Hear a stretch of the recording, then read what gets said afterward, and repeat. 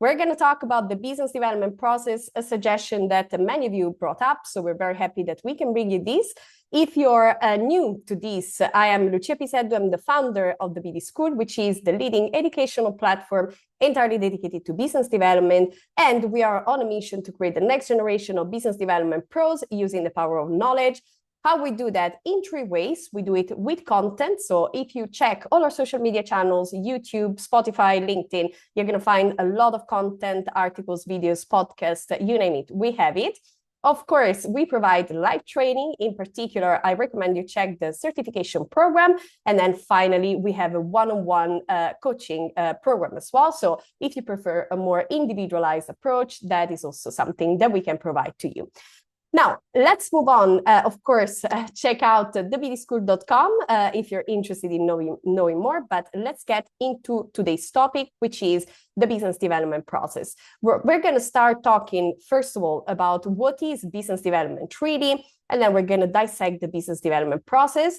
At the end, you're going to have also the opportunity to ask questions. So you can unmute yourselves, ask your questions. In the meantime, you can also write them down in the chat below, and then we're going to check it later on. So before we start, I want to do a little exercise. So I want us, of course, to be mindful of both our time, right? So our time is valuable. So I want to make sure that we take this chance to really be, really mindful of what we're doing and to be here, right? So to be present. So I want you to take a few minutes, a few seconds, hopefully, to think about why you are here today. I want you to really think about something practical that you want to take away from this webinar, the main reason maybe why you joined, so that we can really be intentional. For all of you who are here to look for shortcuts and to find a way to, make business development easy without putting the effort, unfortunately, I have a bad news for you. You should not be here because that's not what it is about, right? In general, business development is not a quick win game. We're working for really building sustainable growth for our companies. So here you're not going to find that little trick that is going to save the day. What you're going to find, though, is a process that is going to help you build sustainable growth for your business, both for your business as a founder or for your business as a business development pro as well. So if you're here, of course, to look for sustainable growth, to improve your business development process and make it more efficient, then of course, welcome aboard. This is the right place for you.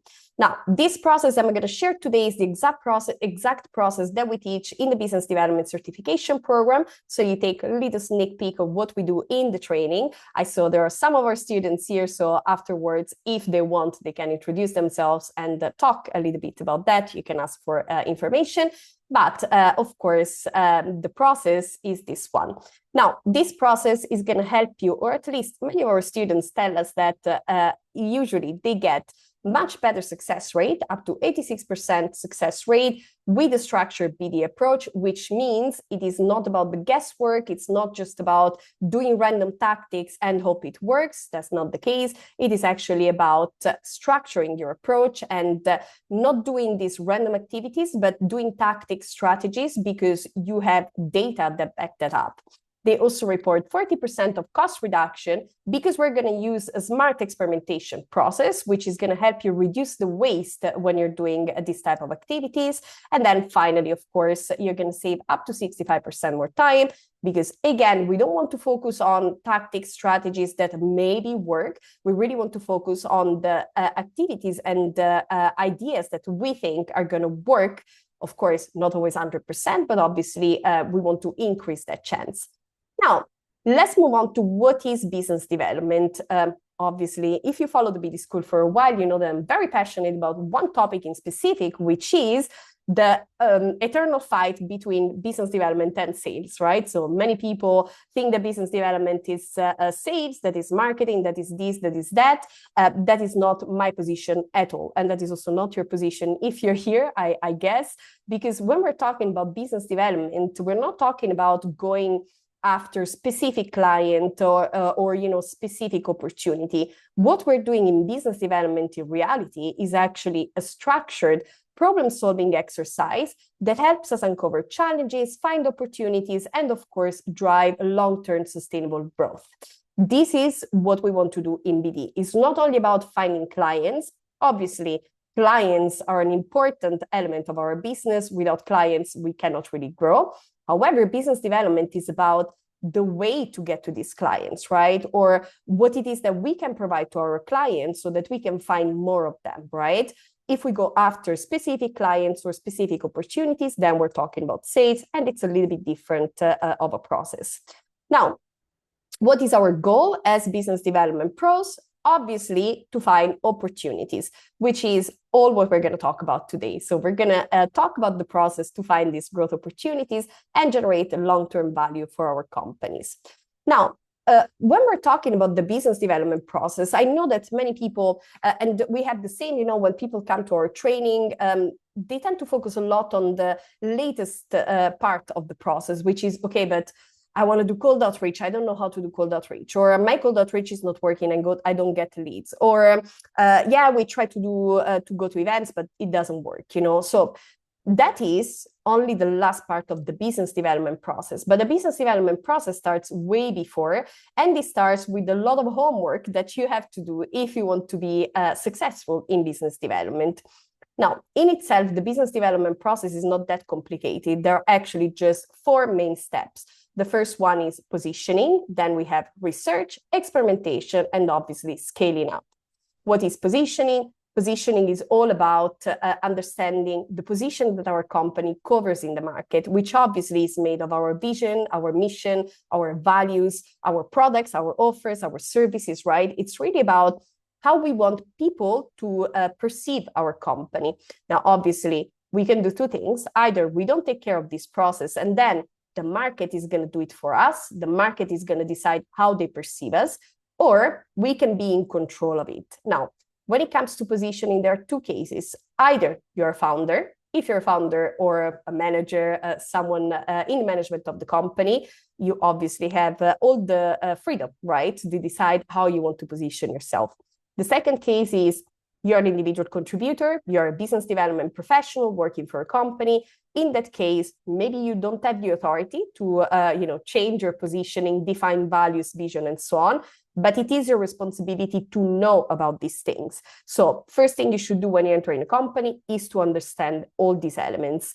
If the company doesn't have a structured approach, maybe they don't have documentation about it, maybe they didn't really formalize all these elements, just go talk to your manager, go talk to people that work in the company for a long time, and try to find this information. This is a very important step, because obviously when you start reaching out to people, when you go to market, you need to be perceived as the expert, right? So people need to trust you. And one way of getting people to trust you is by knowing what you're talking about. Now, obviously, the second step is research, because as companies, we can be as cool as we want. We can, decide to be perceived and position ourselves as we want, right? But there is already an ecosystem. There is already a market. There is an industry that exists. There are competitors, customers, and we cannot ignore them, right? So we need to know the outlook of our industry. We need to know the outlook of our market. We need to have data. We need to know where the market is going, right? Already in itself, there is a lot of benefit into having this data, because obviously it helps us just simply have a clear understanding. But we're going to see now that we talk about experimentation, that a big part of the innovation that happens in business development, a big part of how we actually create value, is thanks to the finding that we have in the research. Now, once we collect all this data, obviously we want to start experimenting. And then after we did the experimentation part, obviously we want to scale everything. We want to focus, as mentioned, on these 2 parts of the process, right? Obviously, you cannot skip the other 2. So once again, you will have to do market research, industry analysis, and so on. But today we want to focus on the more practical and fun part. So let's move on to the actual finding opportunities part of the business development process. Now, an approach that we can use when we want to find opportunities for our company is, of course, to have few steps, right, in between, in which the first one is this one, identifying gaps. The first thing we want to do, of course, is to spot some unmet needs, some challenges, right? So as we said before, business development is a problem-solving exercise. So we need to look for problems to solve. Once we have this problem to solve, we need to find solutions. So we need to brainstorm some practical approaches that can help us, of course, solve these problems. Once we found these solutions, we have to validate the concept. We do this through experimentation. And then finally, we have to scale and repeat everything that, of course, worked out. And then we also want to codify it into a playbook, because that's then what basically represents the start of our business development success, right? Let's go on with the first step, which is identifying gaps. How do we do that? There are many different things you can do. So the tips I'm going to give you now, they're going to be the ones that most of the times are going to work, but also most of the times are going to work for all of you. I know you're very different from many different backgrounds, many different industries, many different levels of experiences. So obviously, if you want a more personalized approach, you should come to the training, but this is going to work for pretty much 90% of you. And then, of course, you can always send me a message. Now, how do we do to identify gaps? The first steps for me is always to look at our funnel, right? Because even though obviously we said our job is not just to go after the clients themselves, that is the last stage, right? We want to look at the entire process of how the company is generating value, right? So we want to look at how do we get these potential clients? How do we get partners, for example? And what happens in between? For example, the problem that we don't have enough awareness. So is the problem that not enough people know about our companies and about our existence? Well, in that case, we have a problem of awareness, right? So the problem we need to solve is the fact that people don't know about us. But let's assume the other case in which actually we have a very good awareness program, we have a very good lead generation program. And what happens is that even though we're sending a lot of proposals and we have a lot of people on the website, they abandon cards, deals don't get signed. So basically we're stuck, right? So in that case, we have a problem of conversion. So the first thing we need to look at is our internal processes, our sales funnel, and we need to have a clear idea of where we have a bottleneck. Because once we know where is the bottleneck, then we're better equipped, of course, to find solutions to fix this bottleneck. Then the second thing we want to do is to analyze data in our CRM. I know that many of you don't have a CRM system. I do urge you to get it. So if you are a founder, even if you're just starting out with your company, please do get a CRM. There are a lot of free ones. My favorite one is HubSpot. I think I've been saying it for maybe 10 years now. HubSpot is one of the most user-friendly, simpler, easier to use. That's what we use internally. So do get a CRM.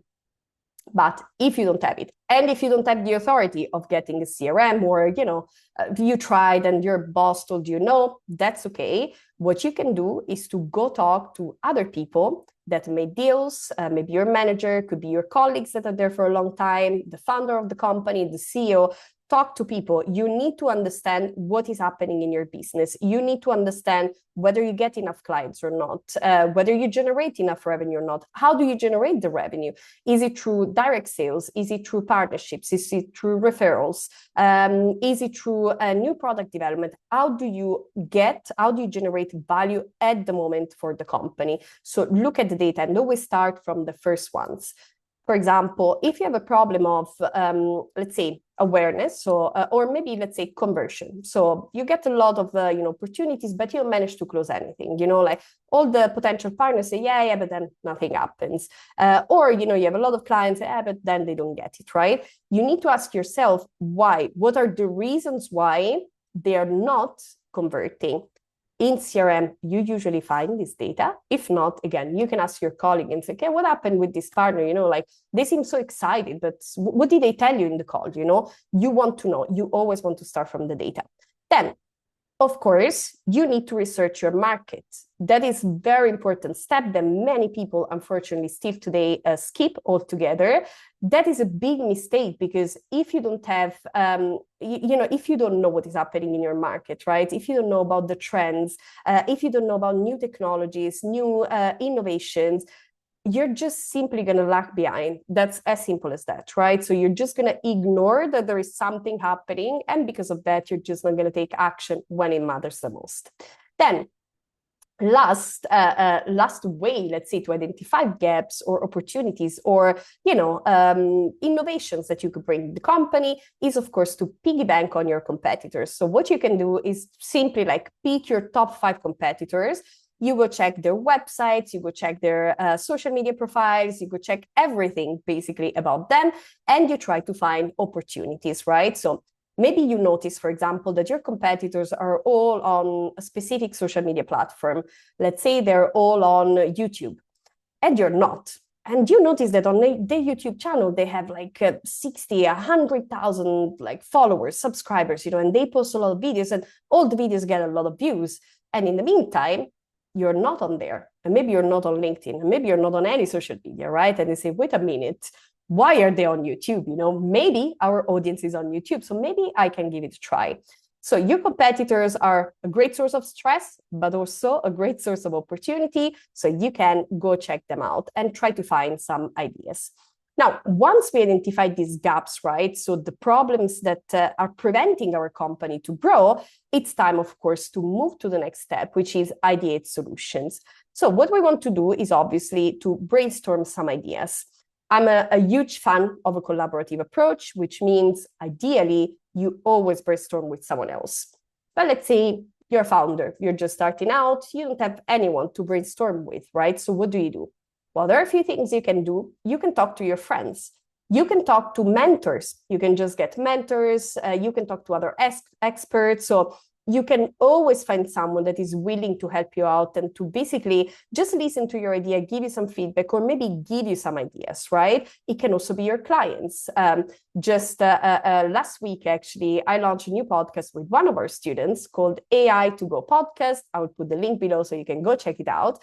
And one of our students told me, oh, I know someone that might be interesting for you. I'm going to put you in touch and maybe you can do something together. So thanks to Camille, now we're going to have a very nice chat with this friend of hers, right? So your friends, your customers can also help you to ideate solutions and to come up with ideas that can help grow your business. The other thing, of course, you have to do is you need to prioritize these ideas, because even though we're so cool and we have all these many ideas and so on, it's not that all our ideas are going to be great. Not at all. Some ideas are going to be bad. Some ideas are going to be really good, but not for right now. So because our resources are limited, both in terms of financial resources, again, if you're just starting out as a founder, if you are like just the only business development pro in our company and we don't have budget, we cannot do everything, right? So we don't have time, we don't have money. So we need to prioritize our ideas based on the impact we think they're going to have on the outcome that we want to have. How do we do that? We can use many different frameworks. In the certification program, we teach one, which is called BRASS framework. You can check it out on Google, of course, or after you can send me a message. I can give you some more insights. And of course, you can get in the certification program. Finally, you have to get the buy-in from your colleagues, because obviously many ideas you're going to be able to do it on your own. But in some other cases, you will not be able to do that, right? So in some other cases, well, you will need the help of your friends. Even if you are the one that had the idea, even if the idea is brilliant, you're going to need to do a little bit of, let's say, negotiation, right? And convincing your colleagues. One thing that happened to me, for example, that was around 2017, 2018. I was working for a company in Amsterdam, and I was doing pretty much cold outreach. I was the only BD and it wasn't working. A big reason why I started the BD school eventually, but that's for another time. What happened is that because I was not getting leads, I thought we had to do something different. So I thought, how about we do a webinar, just like we're doing here today? And they said, well, I think it's a great idea. Everybody's doing it, so we should be doing it as well. Except that the founder didn't really want to do that. So like, Hala, it's going to take us a lot of time, and we don't know if it's going to work, and so on. So he told me no. But I didn't desist. So I went to our head of growth and I said, hey, Ferdy, what do you do? Like, what do you think? Like, I think it's a good idea. Maybe we can try. And he also thought so. So eventually he helped me convince the founder, and we did this webinar. The webinar was a great success. We had 400 signups and 1 conversion right after the webinar. So it was good, it was successful, but I needed to use my soft skills to convince my colleagues to actually get on board with it, because otherwise it would have been just a great idea, but that would have stayed on paper. So you need to do these 3 steps basically to come up with solutions that can generate value. Brainstorming ideas, prioritizing them, and then get your colleagues on board. Now, pro tip. obviously, sometimes it happens that we're a little bit stuck, right? So we have these little creative blocks. That's one of those days, in which we just, don't have ideas, right?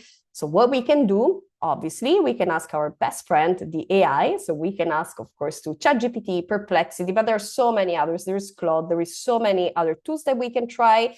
And we can ask a simple prompt like this. Now, for the purpose of this webinar, I actually chose a company from one of the attendees. I am not sure if the person is here, but I did choose your website, and I ran a very simple prompt, right? Keep in mind when we're working with AI, especially with the tools like ChatGPT and so on, the more details we can give, the better the outcome, right? So for example, in this case, we could have also explained a little bit what was the problem we're trying to solve. For example, I could say, well, I'm struggling to generate leads, and I get, every time I send a message, nobody will reply. So it can be, you can make this prompt richer, but even with this very simple prompt that I run for a company that I just discovered, which is this Lindus Health, you do get some very nice ideas, right? Again, not all of them are going to be relevant, but for example, in this case, we had 5 different ideas which were having strategic alliances with digital health platforms, running critical trials, and so on, right? So there are like different ideas with a little description. So in case we're stuck, we can use technology to help us out, right? Again, when we're using AI, it is never 100% accurate. So we always have to double check. We need to try again. We need to ask more prompts, and we need to make sure that we're giving as much insights as possible so that the outcome is the desired one. All right. Now that we have also this extra help, right? It's time, of course, to start validating our ideas, because as mentioned before, not all the ideas are going to be great. Even the ones that we actually prioritized and re-rated them, and we have a very good feeling about it, they still could fail, right? And that is why it's so important to experiment with minimal resources. What does it mean? We need to spend the least amount of time and money in working on these ideas so that we can have a validation, a very quick validation of this idea, right? So let's say, you know what? I think we should be on YouTube because our competitors are on YouTube. So what do? It's okay, well, we can give it a try, right? So instead of having like a production, like we call like the video editor and someone that comes to shoot the video, and then someone that edits the video, and then someone that publishes it, and then someone that promotes it, and so on, we say, okay, we do it internally. Maybe we do a short with our phone. Super simple. We post it on YouTube. We reshare it on social media. We see how many people see that. If there are enough people that justify doing more of it, then we're going to spend more time, more resources on it. If nobody sees it, yeah, okay, maybe it was a nice idea, right? So that is the concept of the experimentation process. Now, how does it work? First of all, we need to lay out our experiments, which means we need to give as much details as possible about our experiments. And then, obviously, we also want to make sure that we have like things like KPIs, expected outcomes, so we want to be very specific in the way we want to run this experiment, right? Going back to the YouTube experiment, it's not enough to say we need to be on YouTube. That's very weak as an experiment. A better experiment is, I saw that our competitor is on YouTube. I saw that they started their channel 5 months ago, and in 5 months, they got to 1 million visitors by posting only 3 videos. So I think there is a big potential in there. So I think a way we could do it is we create 3 short videos that we post in week 1, other 3 that we post in week 2, then we cross promote it on the other platforms, and then we decide, how many people should see that based on the competitor. And we expect that, let's say, we get at least 2,000 subscribers. I'm coming up with the numbers, right? But I think you get the point. The experiment needs to be detailed so that we can measure it. And only when we can measure something, then we can say, well, this was successful or not.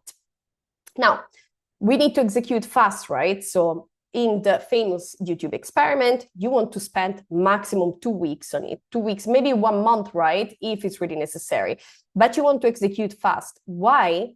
Because if by, like very bad case, you're focusing on the wrong ideas, you don't want to be spending 5 months on that bad idea, right? Because then otherwise, at the end of the 5 months, you would have wasted a lot of money, time, confidence, the trust of your management.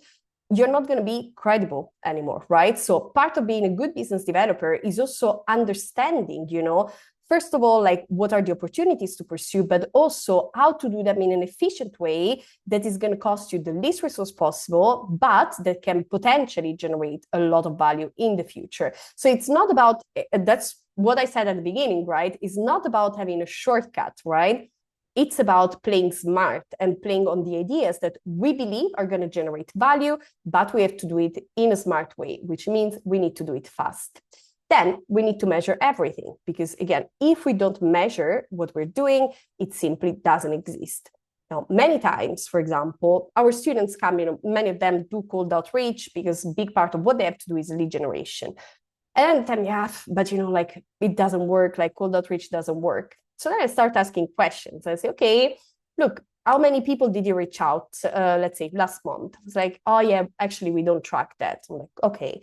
And how many times did you reach out to the same person? It's like, we don't know. We don't track that, It's like, okay, how many positive responses did you get? Like, it's like, yeah, maybe one, but we sent so many. You're like, this is not an effective process or an efficient process. If we don't know what is happening, first of all, like, we cannot say that it's not working because literally we don't have the data to say that it's not working. On the other hand, also, and that's even worse, we can actually not improve the process because we don't know what needs to be improved, right? So you have to measure absolutely everything during the experimentation process. Now, this is an example of how we can lay out the experiment. We took, again, one of the examples that ChatGPT gave us, right? So we want to have the name of the experiment. We need to have the goal. So what do we want to get out of this experiment? We want to come up with the timeline. In this case, it's 6 weeks because, well, probably a clinical trial readiness score could take a bit to develop and then implement. We want to have a description on how we're going to do this, channels on which we're going to run this experiment, KPIs, so really how are we going to measure if we're on the right track, and expected outcome, and then, of course, keeping track of the status. Now, again, the experimentation process itself is not complicated, but it does require discipline. But I guarantee you, if you follow it, you're going to see that by the end of the month, by the end of the quarter, you're going to have run a lot of different ideas. You're going to have left behind all the ones that seemed great on paper, but were not actually that great. And overall, you're going to generate a lot more value for your company. So as said before, it's not about the quick wins. It's about discipline. It's about creativity. It's about being really obsessed with getting the right outcomes, right? But it is definitely not a shortcut, right? Now, finally, of course, we need to scale and repeat because at the end of the day, the goal for us is to find these opportunities that can generate long-term value for our company, which means after we did our experimentation, everything that we did, we need to analyze it, right? So we sit down alone if we're founders, alone, or with a team if we have colleagues, and we say, okay, this is what happened. We actually sent 1,000 emails. Of these 1,000 emails, surprisingly, we got 500 positive responses. We got 500 leads, so we have all these opportunities. We actually almost don't have time to follow up on all of them, right? Or maybe the other way around, but I tend to be very optimistic, right? So we need to analyze what happened. After we know what happened, we need to calculate the return on investment. This is a very important step in the business development process because very often companies measure business development only with the revenue. But if I am doing the experiment on YouTube so that I can generate more leads in the long term, right? So I can generate more awareness, therefore more people know about us, therefore at some point they're going to convert, maybe if we provide something valuable. Obviously, we're not going to have an immediate revenue out of a YouTube channel, right? It is an important channel, it is an important experiment, and probably a successful one, but we are not immediately going to be able to get the revenue out of it. In some other cases, in the case of YouTube, for example, maybe it's not even the only channel that is going to contribute to the revenue, right? Because maybe, for example, at the BD School, maybe you see us on YouTube, and that's where you discover us, right? And I say, oh, this company sounds cool. Let me check, their website. So then you go on the website and then you say, oh, let me check Lucia on YouTube, and then on LinkedIn. So then you go on LinkedIn and you check me out. And some people might think I'm a hoe, apparently, and then they come on the webinar and they write it on the slides, right? But generally, most people are nice, right?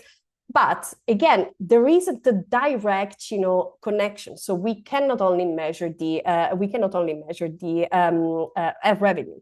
Instead, we need to calculate the return on investment. And then finally, we want to scale effective tactics. So we want to scale everything that worked out, which means if, for example, we realize that cold outreach is a big one, that marketing like through YouTube is a good channel. Obviously, as a business developer, you're not a video editor, you're not necessarily an expert in YouTube, right? So what you want to do is to get the help of your team and say, look, this experiment was great, so we need to produce more content for YouTube. I think it's time for the marketing team to take over, right? Or for the case of cold outreach, you say, well, look, we found the messaging that works, we found the sequence that works, we found everything that works. Now we just have to repeat it 1 billion times, so to get more clients. So then you give it to sales, sales does it for you.